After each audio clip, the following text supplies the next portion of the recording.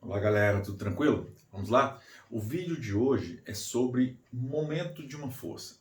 Que grandeza física é essa? A que parâmetros ela está associada? O que ela de fato vai nos ajudar a compreender esse mundo do nosso dia a dia? Tá? Vamos lá, vamos entender o seguinte.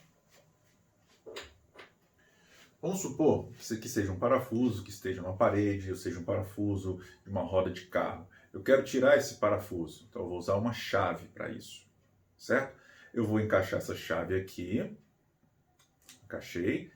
Essa parte onde eu encaixei vai fazer o parafuso girar, então o meu objeto de giro está associado ao meu parafuso. Eu quero girar para tirá-lo. Então, ao encaixar, agora eu vou pegar essa chave e vou tentar fazer o giro. Legal? Vamos colocá-lo aqui agora. Vou fazer o giro dessa chave. O giro é mais fácil quando eu, por exemplo, aplico uma força usando o comprimento máximo dessa minha chave. Se eu aplicar uma força aqui, usando a metade dessa chave, esse giro já é um pouco mais difícil de ser trabalhado. Então eu tenho possibilidade de promover giros à medida que eu aplico uma força, mas também uso uma determinada distância.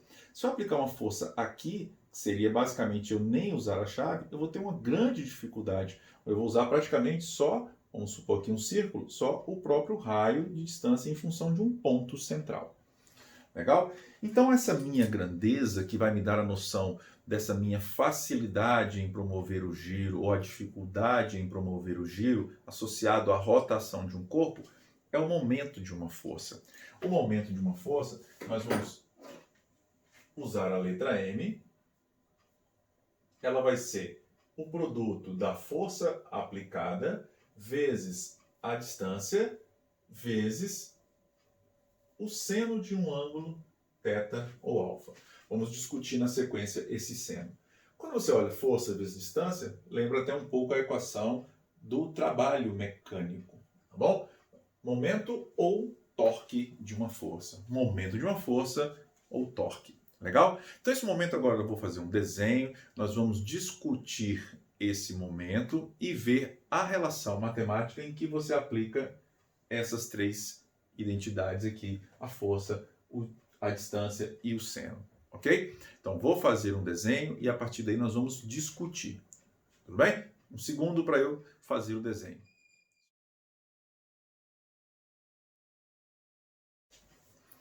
Agora vamos lá, desenho feito, o que eu quero entender? Que essa chave aqui, uma chave de boca, vai tirar aquele parafuso, certo? Como esse aqui, ok? Então vamos lá. O que eu observo? Esse meu parafuso,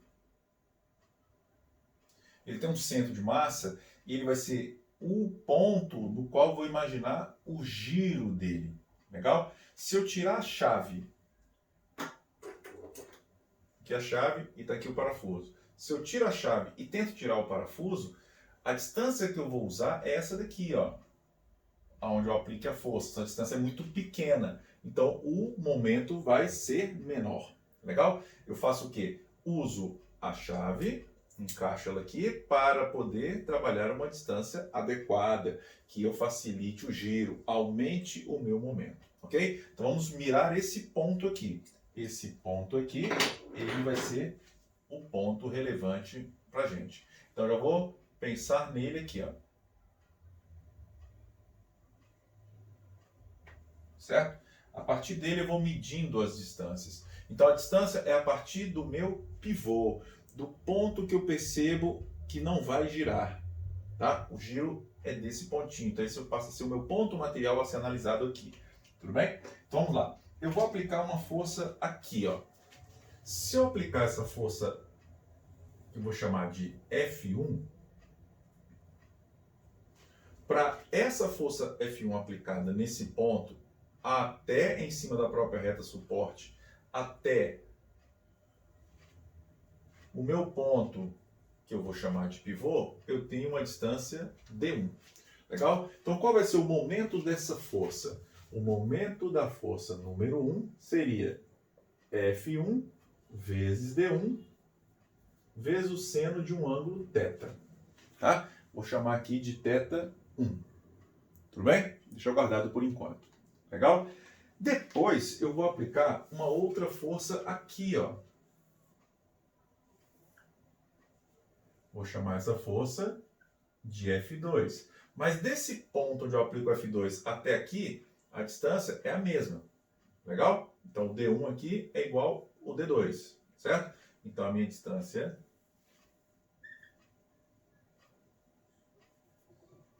D2 é a mesma. Legal? Então quem seria o M2? Seria F2, D2, seno de θ 2. Legal? Maravilha. Por último não, né?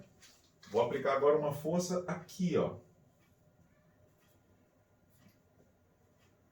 F3. Quando eu aplico uma força F3, a linha onde eu aplico essa força está exatamente na linha alinhado, né? Tem uma linha aqui com o próprio ponto de análise do meu pivô. Então a distância F3, a distância D3 vai ser igual a 0.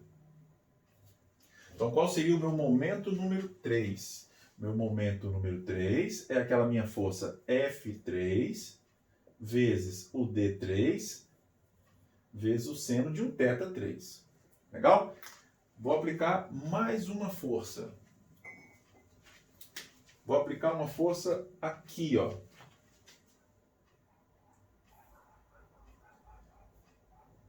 F4. Poderia ser puxando, poderia ser empurrando.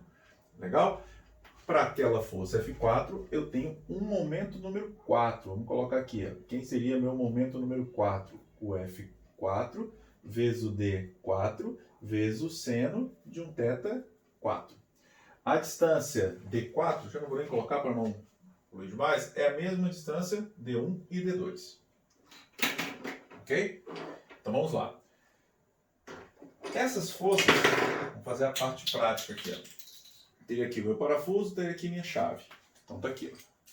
Quero rodar esse parafuso. Se eu aplico uma força aqui, seja para lá ou para baixo puxando, mas com um ângulo de 90 graus com a própria alavanca, eu tenho o melhor momento possível. Eu tenho a facilidade máxima para poder apertar ou soltar o parafuso. Se eu quero girar esse parafuso, girar o parafuso, coloco a chave aqui. Se eu bater aqui, ó, empurrar aqui, isso não faz a peça girar. Seria essa força F2. Então o momento do F2 é 0. Mas olha só, quando eu uso o F2 e uso o F1, a distância é a mesma, que nós vamos chamar a partir de agora de braço da alavanca. Mas já tem aqui, ó, aqui eu tenho o giro, se eu empurro para baixo, formando, por exemplo, com a força para cima e o braço da alavanca, um ângulo de 90 graus. Aqui o meu ângulo já não é mais 90 e não tem um momento associado a isso. Legal? Se eu aplico uma força aqui, para cima, por exemplo, ó, sem usar distância, eu também não consigo girar. E se eu puxar aqui numa diagonal, ou aqui numa diagonal, ou empurrar aqui numa diagonal, eu vou ter que decompor essa força, que é o que eu vou fazer na sequência. Legal? Então, veja só. Que ângulo é esse? Quem vai ser esse ângulo θ? Tá? Vamos puxar aqui, ó. Quem é esse ângulo θ? Entre o F1 e a minha alavanca, para um 100% de momento, ficando só com esse produto, o ângulo vai passar a ser esse aqui para que o seno de 90 seja igual a 1. Então, quem é o ângulo θ? É o ângulo entre a força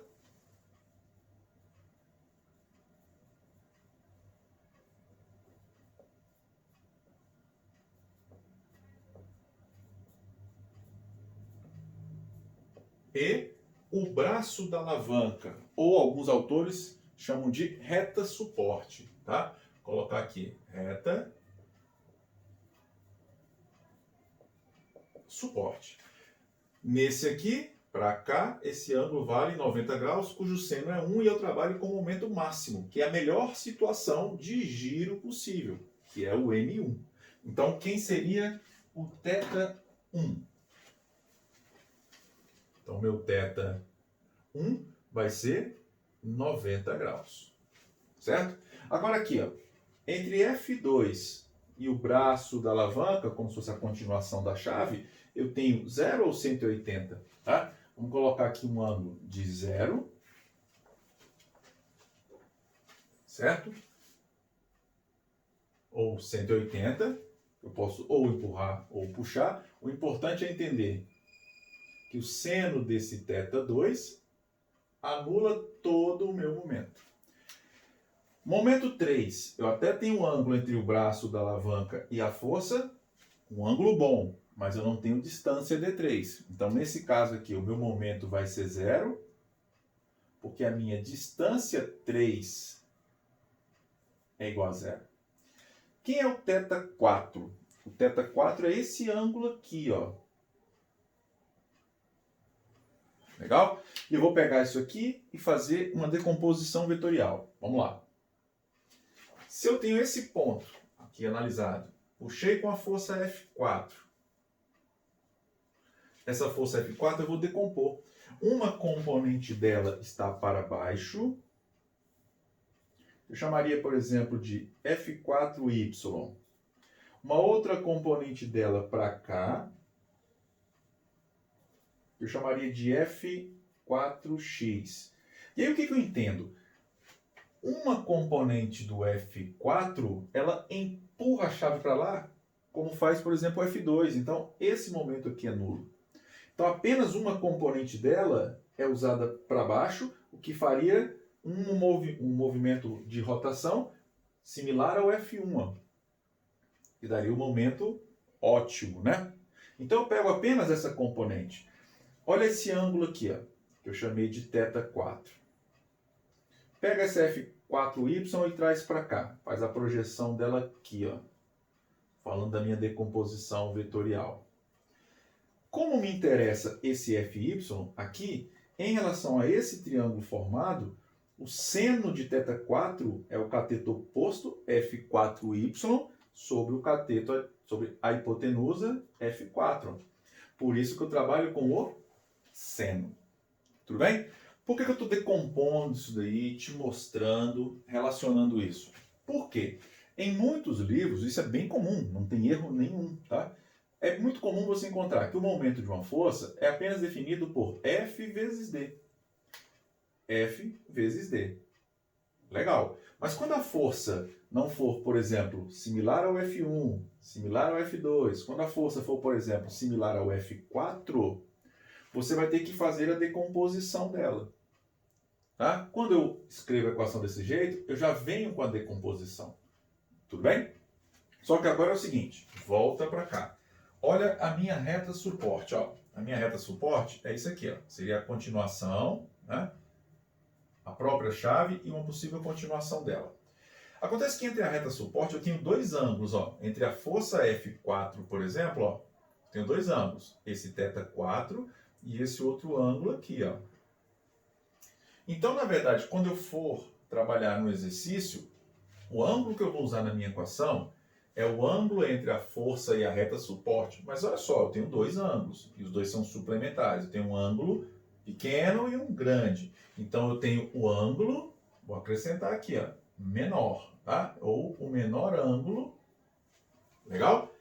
Entre a reta suporte e a força a ser trabalhada. Então, eu vou ter sempre dois ângulos, cuja soma vai me dar o 180, eu vou pegar o ângulo menor. Legal? Lógico, se for aqui 90-90, não precisa pensar muito, né? É só aplicar direto. Tudo bem? Essa é a aplicação matemática. Tudo bem, galera? Então, o que eu vou fazer? Eu vou tirar esse parafuso, quero girá-lo, eu uso uma chave e trabalho. Quanto maior o braço da minha alavanca, menos força eu preciso aplicar para poder fazer a rotação mínima para tirar o parafuso. Então, daí você pensar que, quando você aumenta o braço da alavanca, você tem um favorecimento na possível rotação que você pode dar ao corpo. Tranquilo? Pode fazê-lo girar com um braço de alavanca maior. Então, quando você vai abrir, por exemplo, uma porta, você percebe que a maçaneta da porta está o mais longe possível da dobradiça, para que você aplique uma força relativamente pequena e abra essa porta com facilidade. Tranquilo?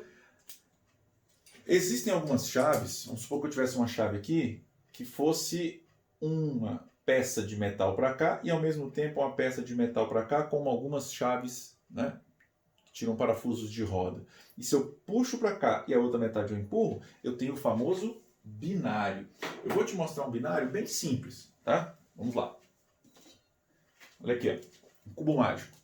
Repara no azul, a parte central eu vou girar e a parte azul vai ficar ali. Lógico que aquele quadradinho está girando, mas imagina o ponto central dele. Quando eu pego aqui, ó, e aplico uma força só aqui para cima, por exemplo, ó, eu consigo fazer o giro. Se eu aplicar só essa força aqui, eu vou discutir essa distância e a aplicação dessa força nesse ponto. Se eu faço isso, ó, eu puxo com esse dedo para cá e empurro com esse para lá. Então, na verdade, eu facilito mais ainda o meu giro. Se eu aplicar uma força de 1 Newton aqui e agora aplicar 1 Newton aqui e 1 Newton aqui, eu estou somando os momentos. Um momento ajuda o outro. Quando dois momentos se ajudam, como aqui a possibilidade de eu aplicar duas forças nos dois pontos e usar duas distâncias, é como se eu tivesse um ponto só, aplicasse uma força com o dobro da distância. Isso é o chamado binário, tá? Que na verdade está associado a uma soma de momentos que favorece mais ainda a movimentação, a rotação de um corpo. Legal, galera? Os exemplos associados a isso são diversos. Temos diversos modelos de exercícios em que você vai encontrar a aplicação do momento de uma força. Tudo bem? O corpo humano, ele tem alavancas, ele trabalha o tempo todo com momentos. Onde você tiver articulações, braço, antebraço, perna, canela, coluna, músculos que vão fazer a movimentação de peças que podem rotacionar. Legal? Associado a isso também, nós trabalhamos o equilíbrio do corpo extenso. Tá? Quando eu penso, por exemplo, em uma gangorra, eu penso no equilíbrio do corpo extenso. Exemplo. Se eu pegar esse corpo aqui, ó, simétrico, esse corpo tem um centro geométrico, onde eu acrescento ali, eu penso no seu centro de massa, que é onde vai estar aplicando a força-peso. Se eu quero equilibrar esse corpo, eu coloco um único apoio aqui, ó.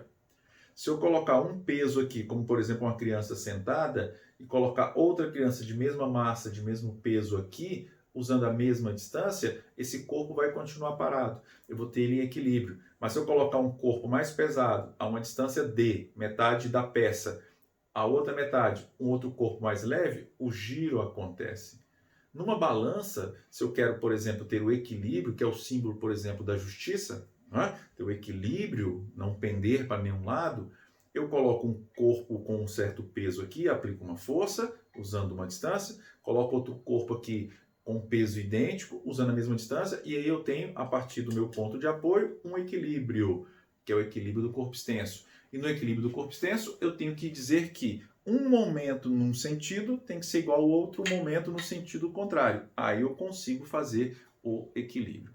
Legal? E aí, na hora do equilíbrio, é preciso também que eu conheça a definição do que é centro de massa. Tudo bem, galera? Espero que vocês tenham gostado dessa parte teórica inicial. E na sequência, tá? No próximo vídeo, nós vamos trabalhar exercícios. Tranquilo? É isso aí, galera.